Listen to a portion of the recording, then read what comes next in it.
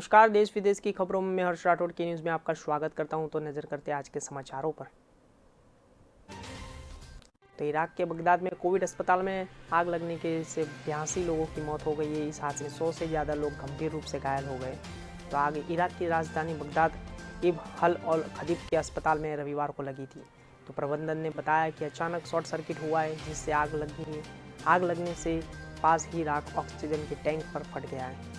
अस्पताल फेल हो गई है। थोड़ी देर में अस्पताल का इंसेंटिव करियर यूनिट और भी भाग और आग से घेर लिया गया है।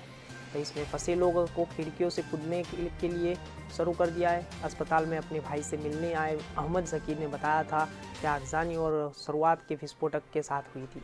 तो मरने वाले से अधिकतर वह मरीज शामिल हुए वेंटिलेटर पर थे, जो दम घुटने की वजह से उनकी मौत हो गई है। तो अलावा उसके लिए अस्पताल में मैनेजर और मेंटेनेंस इंजीनियर को भी हटा दिया गया है। तो हादसे के बाद इराक की प्रधानमंत्री अधिकारियों ने और साथ इमरजेंसी मीटिंग को ही उन्होंने कहा कि जिन लोगों की लापरवाही की है उन्हें उसकी सज़ा ज़रूर दी जाएगी। उन्होंने इराक की जांच एजेंसी को 24 घंटे के अंदर जांच रिपोर्ट सौंपने को कहा है।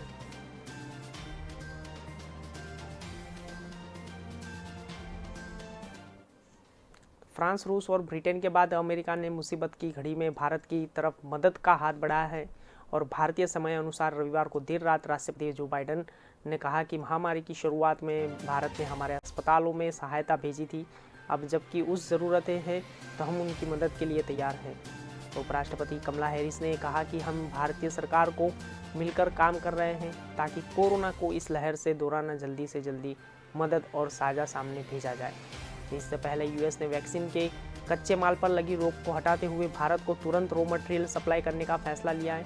तो दुनिया की सबसे बड़ी दवा निर्माता कंपनी यानी पुणे की serum institute of India Aadhaar Poonawalla America राष्ट्रपति जो बाइडेन से कहा था कि अगर हम कोरोना के खिलाफ वाकई गंभीर और वो करते हैं तो कच्चे माल पर नियत और भारत में बिगड़ते हालात पर अमेरिका का चुप्पी और सवाल उठ रहे थे। तो इसके बाद अमेरिका के राष्ट्रपति सुरक्षा सलाहकार जेक सुलिवान और रविवार को भारत के एनएसए और उसमें डोवाला से फ़ोन पर बात की। तो उन्होंने बताया कि बढ़ते कोरोना के केस पर चिंता जाहिर की। तो सुलिवान ने कहा कि भारत में बन रही कोविडशील्ड वैक्सीन के लिए कच्चे माल की ज़रूरत होगी, अमेरिका ने उसे तुरंत मुहैया करवाया जाए। उसके अलावा अमेरिका की तरफ से भारत को रैपिड टेस्ट की, वेंटिलेटर्स और पीपी किट की उपलब्धता करवाई जाएगी। तो महाराष्ट्र में पिछले 24 घंटे में 67,160 लोग संक्रमित लोग पाए गए, 63,818 लोग रिकवर भी हुए, 676 लोगों की मौत हुई है। तो अब तक राज्य में 42,28,836 लोग संक्रमित की चपेट में आ चुके हैं। तो इनमें 34,68,610 लोग ठीक हो चुके हैं, जबकि 63,928 लोगों की मौत हो गई है।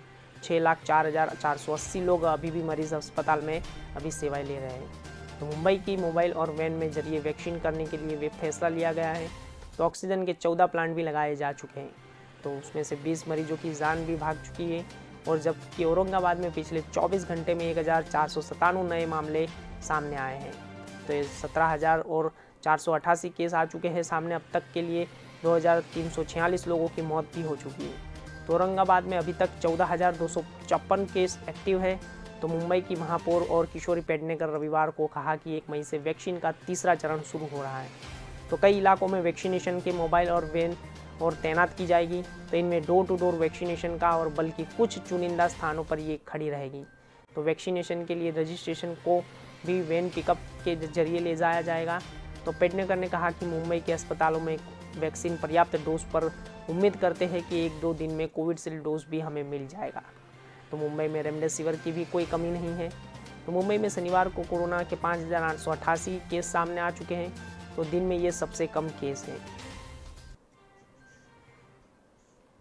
कोरोना की दूसरी लहर से और मित्र और देश ने मदद की पेशकश के ब्रिटेन के प्रधानमंत्री बोरिस जॉनसन ने रविवार शाम एक बयान जारी किया है।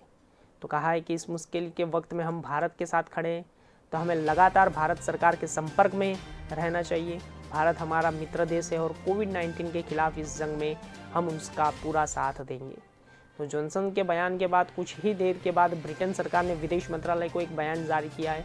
तो भारत के तुरंत 600 मेडिकल इक्विपमेंट्स भेजे जा रहे हैं। तो इनमें ऑक्सीजन के कंटेनर्स और वेंटिलेटर भी शामिल है। तो दूसरी तरफ से बुर्ज खलीफा के भारतीय तिरंगे के रंग में रंगा गया है। तो इसके ज़रिए भारत के साथ खड़े होने का संदेश दिया गया है। तो भारत में मेडिकल ऑक्सीजन कैपेसिटी बढ़ाने के लिए फ्रांस और जर्मनी की तैयार कर ली है। और जब जर्मन और चांसलर और अंजेला की इस मिशन स्पॉट और इंडिया के नाम दिया गया है। तो जिन्होंने कहा कि हमारा ये सब जंग लड़ रहा है, हमारे भारत साथ की मजबूती से खड़ा है और इसके लिए तैयारी कर ली है। तो फ्रांस ने सभी को बयान दिया जारी किया है कि ऑस्ट्रेलिया ने भी कहा है कि वे भारत के हर संभव मदद करेंगे। तो सिंगापुर सरकार के और रविवार शाम शिपमेंट भारत के लिए रवाना हो चुके हैं। तो इसमें ऑक्सीजन के कंटेनर्स, मेडिकल इक्विपमेंट शामिल है।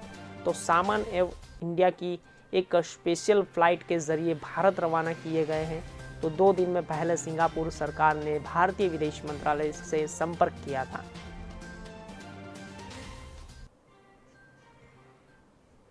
तो पश्चिम बंगाल विधानसभा के चुनाव के 7वें चरण की वोटिंग 7 बजे से जारी है। इस चरण में 36 सीटों पर मतदान होने का यह कुल 268 उम्मीदवारों का किस्मत आजमा रहा है। तो इसमें 37 लोग उम्मीदवार से भी मैदान में हैं।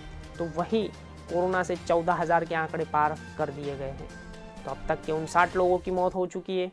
तो जिनमें 36 सीटों पर मतदान होने पर 5 जिलों में फैली हुई है। इनमें दीनापुर, मालदा जिले की 6, मुर्शिदाबाद की 11, कोलकाता की 4 और बर्दवान और 9 विधानसभा की सीटें शामिल हैं।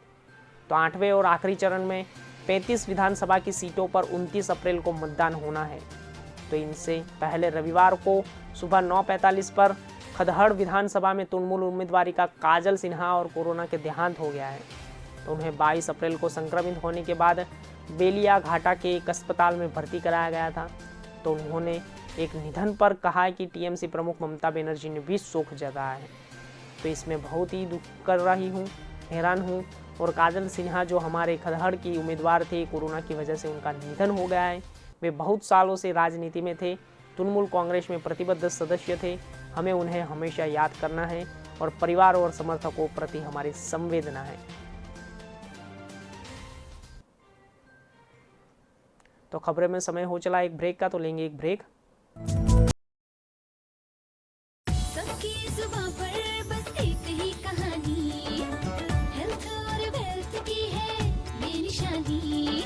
स्वाद, शुद्धता और भरोसा एक थाल में जिसने परोसा, खुशबू है जिसकी सुहानी, जानी पहचानी वो है रानी सिंह तेल। रानी सिंह तेल और कपासिया तेल, मूल्यवान भरोसा, मूल्यवान तेल।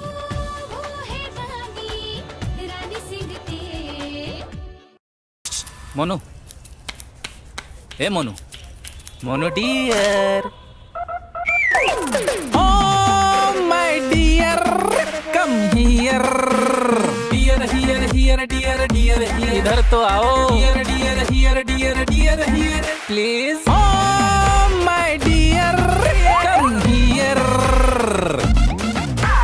dear here here dear dear here, आओ ना, dear dear here dear dear here, please, oh my dear, come here, what you do, real bites, ये बुलाता है।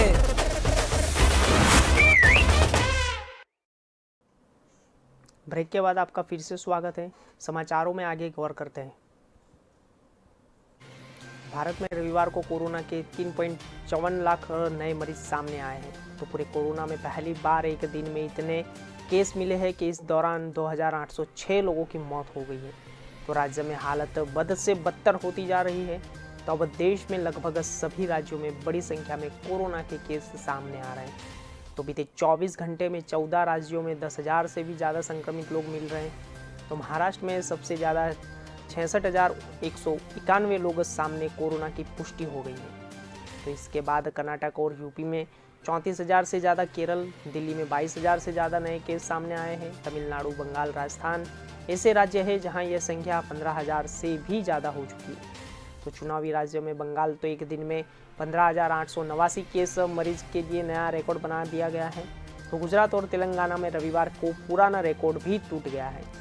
तो देश में एक्टिव केस यानी ऐसे मरीज जिनका इलाज चल रहा है उनकी संख्या 28 लाख के पार हो गई है। तो अभी देश में ऐसे 28,07,333 मरीज ऐसे हैं जिनका इलाज चल रहा है।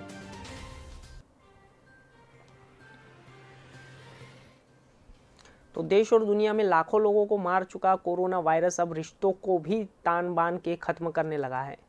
तो एक नमूना बिहार के मुजफ्फर की यही खबर है कि यहाँ एक बेटा अपने बीमार पिता को सड़क पर छोड़ दिया। पिता ने कोरोना से संक्रमित थे, लोगों ने अस्पताल में ले जाने के लिए कहा तो बेटे ने उन्हें घर से लेकर तो आ गया, लेकिन रास्ते में ही छोड़ के चला गया।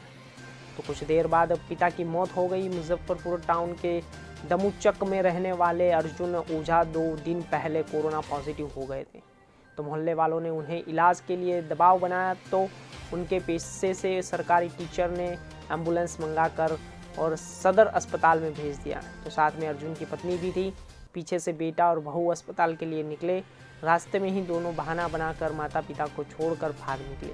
तो एम्बुलेंस ड्राइवर ने यह देखा तो वह भी अर्जुन को सड़क पर उतार कर चलता बना और सड़क पर तड़प रहे अर्जुन ओझा का किसी ने वीडियो बनाया और कुछ ही देर में ये वीडियो वायरल हो गया।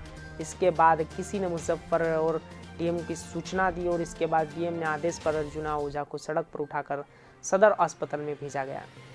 तो अर्जुन के अस्पताल खराब होने के बाद जैसे सदर अस्पताल में स्टाफ में उन्होंने Shri Krishna medical college and hospital में रेफर कर दिया।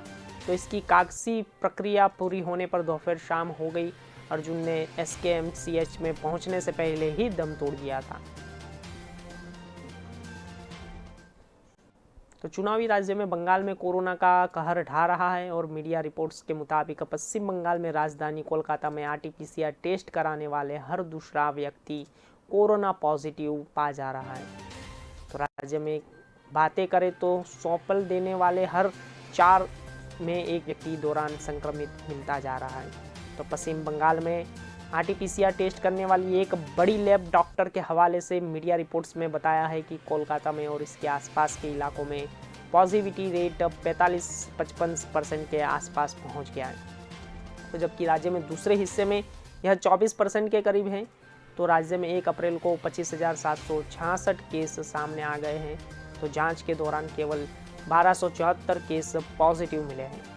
तो 4.9 और उसमें शनिवार को 55,060 और सैंपल जांचे गए हैं। तो जिनमें 14,281 पॉजिटिव संक्रमण पाए गए हैं। तो 25.9%। सीधे शब्दों में कहा जाए तो अप्रैल की शुरुआत में जांच कोरोना के पहुंचने वाले 20 में से केवल 1 व्यक्ति पॉजिटिव मिल रहा है। यानी तब प्रदेश में पॉजिटिव रेट 5% था और संक्रमण में रफ्तार में 5% बढ़ोतरी हो चुकी है। तो यही ज़्यादा हो सकता है कि मरीज के बिना लक्षणों को कम लक्षणों वालों को होते हैं। तो ये लोग कोरोना टेस्ट कराने नहीं पहुंच रहे हैं और डॉक्टर का कहना है कि राज्य में टेस्टिंग भी पर्याप्त नहीं हो रही है, जबकि टेस्टिंग होने की रोकने के सबसे बड़ा कारगर उपाय माना जाता है। तो एक तरफ प्रदेश कोरोना संक्रमण से जूझ रहा है और वहीं राजनीति करने वाले भी बाज नहीं आ रहे हैं। यहाँ 300 बेड्स के तैयार सेवा कुंज अस्पताल से रातों रात ऑक्सीजन टैंक गायब हो गया। मामला मंत्री तुलसीराम सिलावट के विधानसभा क्षेत्र सांवरे का है। तो यह सभी सुविधाओं के लेंस सेवा कुंज अस्पताल में रविवार को ऑक्सीजन टैंक गायब हो गया है, जबकि 19 अप्रैल को टैंक मौजूदा थी और उसमें अस्पताल में प्रबंधन भी कुछ नहीं बोल रहा है। तो कनगड़िया और उसमें क्षेत्र में अस्पताल का कांग्रेस विधायक शुक्ला ने 19 अप्रैल को यह दोहराया गया था। तो इसमें पहले मंत्री उषा ठाकुर और भाजपा के महासचिव कैलाश विजयवर्गीय यहाँ के दौर के हो चुके हैं। तो इसके लिए मरीजों को भर्ती करने के लिए तैयार थे। तो अस्पताल प्रबंधक ने तरथा थी कि वो अगर इसमें ऑक्सीजन भरा जाएगा तो वो मरीज भर्ती होकर हो सकते हैं। तो विधायक संजय शुक्ला ने स्वास्थ्य मंत्री विश्वास सारंग के तुलसी सिलावट के इससे अवगत करवाया। तुलसी राम सिलावट और अफसरों ने यह ऑक्सीजन उपलब्ध करवा के मरीजों को भर्ती करने की बात कही थी। तो बता दें कि कनाड़िया के क्षेत्र में करीब 400 एक्टिव केस हैं। तो इनमें से कई इंदौर के सरकारी और निजी अस्पतालों में भर्ती हैं। तो विधायक संजय शुक्ला का कहना है कि अगर इससे अस्पताल में क्षेत्र के लोगों को भर्ती किया जाता है तो इंदौर का भी लोड कम हो रहा है और यहाँ के लोग भी दूर नहीं जाना पड़ेगा।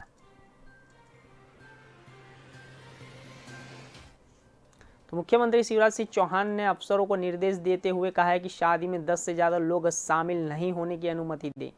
तो यदि कोई इससे निर्देश को नहीं मानता है तो इसके खिलाफ सख्त कार्यवाही की जाए और संक्रमण को रोकने के और लोगों की ज़िंदगी बचाने के लिए अब कड़ाई करनी भी जरूरी है। तो भोपाल में इंदौर में जिला प्रशासन ने 30 अप्रैल तक शादियों पर पूरी तरह से रोक लगा कर रखी है। तो मुख्यमंत्री ने रविवार देर शाम अफसरों को और मंत्रियों को साथ वर्चुअल बैठक की। तो इस दौरान मुख्यमंत्री ने कहा कि ऑक्सीजन की मांग बढ़ती जा रही है, तो ऐसे में ऑक्सीजन और अवय और उसमें रोकना जरूरी है। तो उन्होंने कहा कि मेरा अधिकांश और समय ऑक्सीजन की व्यवस्था करने में लगता है, तो ऑक्सीजन ऑडिट होना चाहिए, ध्यान देना चाहिए। मुख्यमंत्री ने कहा कि कई बार अस्पताल में मरीजों को जितनी ज़रूरत है उससे कहीं ज़्यादा ऑक्सीजन लगा देते हैं, तो लोग फ्लो में काम चल रहा है तब भी कोई फ्लो दे नहीं रहा है, तो इसी ऑक्सीजन की ऑडिट करना भी ज़रूरी है। तो आईसीयू में ठीक हो जाता है, लेकिन ऑक्सीजन बेड पर उसे ले जाए। अगर कोई मरीज़ ऑक्सीजन पर ही उसकी स्थिति में सुधार हो, तो हाई फ्लो नहीं लो फ्लो हो जाता है, तो ऑक्सीजन भी देना चाहिए। तो पॉजिटिव मरीज़ मिलता है तो उसे तत्काल यहाँ शिफ्ट किया जाए, ताकि उसके परिवार में भी अन्य सदस्य संक्रमित ना हो सके।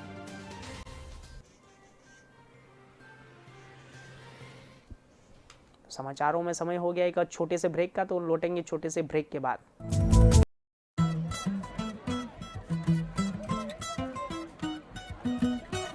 वाह क्या बात है, Vadilal Flingo choco brownie.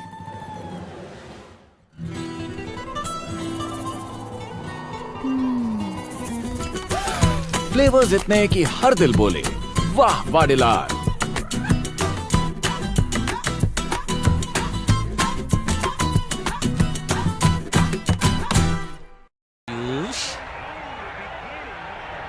Ayush oh my dear real bites ये बुलाता है। सबकी जुबां पर बस एक ही कहानी, हेल्थ और वेल्थ की है ये निशानी। स्वाद शुद्धता और भरोसा एक थाल में जिसने परोसा, खुशबू है जिसकी सुहानी, जानी पहचानी वो है रानी सिंह तेल। रानी सिंह तेल और कपासिया तेल, मूल्यवान भरोसा, मूल्यवान तेल। वो है रानी सिंह तेल। ब्रेक के बाद आपका फिर से स्वागत है। समाचारों में आगे गौर करते हैं। तो पूरे देश में अस्पतालों में मरीजों को ऑक्सीजन की कमी से संकट गहरा हुआ है।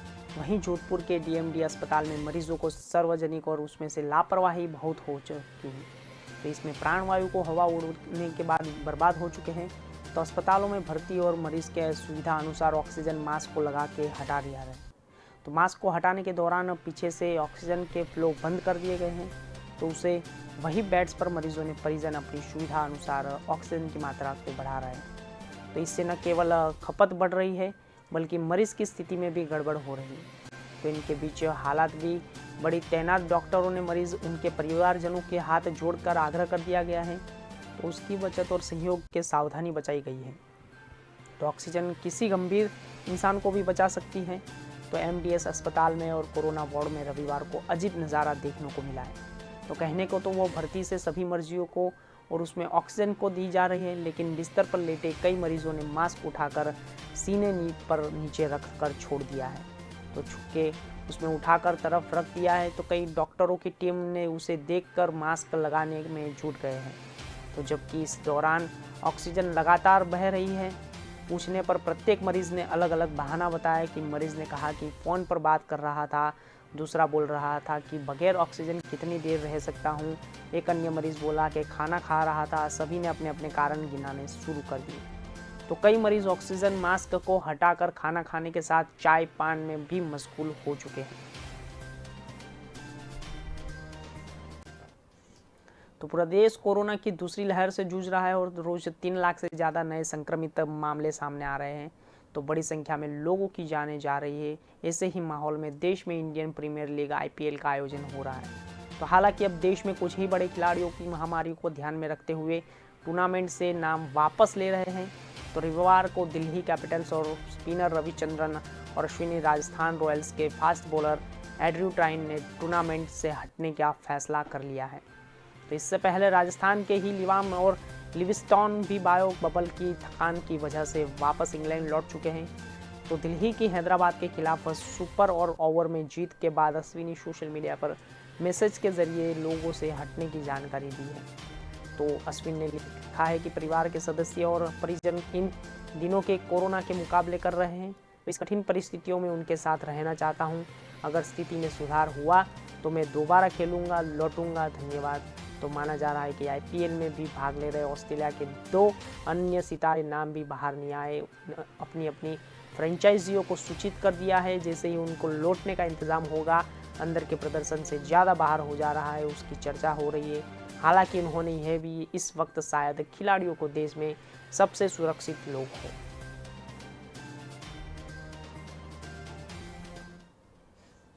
चारा घोटाले के मामले में सजाए पायता और यादव की उसमें रिहायत इंतज़ार किया गया है, तो उन्होंने अब रिहाई के लिए 2 मई तक का इंतज़ार करना पड़ेगा। तो दरअसल 18 अप्रैल को मिली जमानत की शर्तों पर मुताबिक उन्होंने बेल बैंड भरा और उसमें बैंड भरने के लिए वकीलों को लिया जाना जरूरी है। तो चलते झारखंड के हाईकोर्ट के कोर्ट की किसी भी न्यायिक कार्य के न्यायालय के कक्ष में जाने के लिए रोक लगा दी गई है। तो हालांकि वकील ऑनलाइन ही सिर्फ कोरोना संबंधित मामलों को सुनवाई में शामिल कर सकते हैं। तो कोरोना के बढ़ते संक्रमण को देखते हुए झारखंड के बार काउंसिलर 19 अप्रैल से ही वकीलों को अदालती कार्यों से खुद को अलग रखने के लिए आदेश किया है। तो यह पहले रोक 19 और 24 अप्रैल तक की थी। तो रविवार को हुई बार काउंसिल की बैठक में यह रोक 1 सप्ताह और बढ़ाने का निर्णय किया गया है। तो 2 मई और उसमें अवधि और बढ़ा दी गई है। तो 10 लाख रुपए जुर्माना देकर बेल बॉन्ड पे उसमें भरने का वादा किया गया है। तो दिन में छूट जाने का लालू को और 3.25 बाद और उसमें जमानत मिलेगी। 3 साल के बाद चारा घोटाले से जुड़े एक केस में लालू को 23 दिसंबर 2017 को जेल गए थे। तो ग्वालियर में ऑक्सीजन के लिए एक निजी अस्पताल का डॉक्टर, महाराजापुरा थाना का सब इंस्पेक्टर आपस में भिड़ गए और दोनों को मारपीट होने लगी। तो एसआई ने डॉक्टर में भी थप्पड़ से मारा पीटा, डॉक्टर को कूटा और एसआई की वर्दी भी फाड़ दी। तो दोनों पहले ऑक्सीजन ले जाने की बात पर भिड़े थे। घटना रविवार शाम पीटो पार्क स्थित ऑक्सीजन प्लांट की है। तो घटना का पता चलते ही CSP रवि भदौरिया और मौके पर पहुंचते और स्थिति को संभाल लेते और डॉक्टर और एसआई सुलह करवाई और दोनों की दोस्ती करार में समय सिर्फ लोगों की हित के लिए काम करने की सलाह दी। पर मारपीट का CCTV फुटेज सोशल मीडिया पर वायरल हो गया। तो महामारी के बीच में ऑक्सीजन और हर तरफ संकट है और सरकार की ऑक्सीजन का इंतजाम करने पर जोर दे रही है। और इस बीच भिवानी के कोटा लिक्विड ऑक्सीजन के लेकर टैंकर पहुंचा तो जनता ने राहत की सांस ली। तो करीब 450 किलोमीटर की दूरी टैंकर ने 11 घंटे में तय किया है। तो पुलिस सुरक्षा में टैंकर लाया गया है। तो इसमें 12 टन लिक्विड ऑक्सीजन है और इससे 1200 सिलेंडर भरे जा सकते हैं। पिछले कुछ दिनों से कोटा में ऑक्सीजन की मारामारी चल रही है और मरीज बढ़ने के साथ ऑक्सीजन की खपत भी बढ़ती जा रही है। तो ये लगभग खत्म होने की कगार पर भी है और लिक्विड ऑक्सीजन टैंकर को उन्होंने जिला प्रशासन को राहत मिली है। तो लिक्विड ऑक्सीजन एक्स्ट्रा और ऑक्सीजन सिलेंडर तैयार किए जा रहे हैं और प्रोडक्शन का होगा। तो जिला कलेक्टर उज्जवल राठौड़ ने बताया कि तड़के के 3 बजे और अलवर के उसमें लिक्विड ऑक्सीजन के टैंकर खाना हुआ था और पुलिस सुरक्षा के बीच दोपहर 2 बजे तक करीब कोटा पहुंचा है। तो लिक्विड ऑक्सीजन टैंकर को लेने आने से ऑक्सीजन की कमी पूरी होगी।